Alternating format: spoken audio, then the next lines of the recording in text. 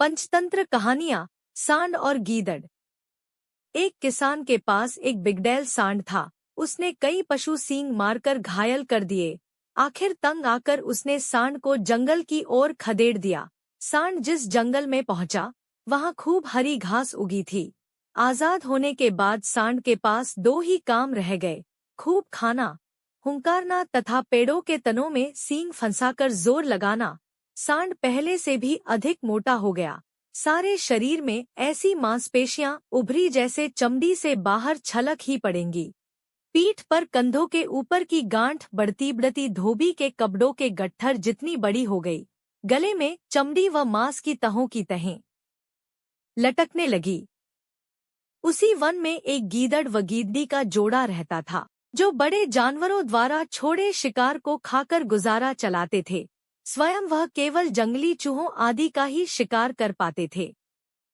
संयोग से एक दिन वह मतवाला सांड झूमता हुआ उधर ही आ निकला जिधर गीदड़ गीदड़ी रहते थे। गीदड़ी ने उस सांड को देखा तो उसकी आंखें फटी की फटी रह गईं। उसने आवाज देकर गीदड़ को बाहर बुलाया और बोली, देखो तो इसकी मांसपेशियां, इसका मांस खाने में कितना स्वादिष्ट होगा। भगवान ने हमें क्या स्वादिष्ट तोहफा भेजा है। गीदड़ ने गीदड़ी को समझाया, सपने देखना छोड़ो, उसका मांस कितना ही चर्बीला और स्वादिष्ट हो, हमें क्या लेना। गीदड़ी भड़क उठी, तुम तो भौंदू हो, देखते नहीं उसकी पीठ पर जो चर्बी की गांठ है, वह किसी भी समय गिर जाएगी। हमें उठाना भर होगा और इसके गले में जो मांस की तहें नीचे लटक रही हैं, वे किसी भी समय टूटकर नीचे गिर सकती हैं।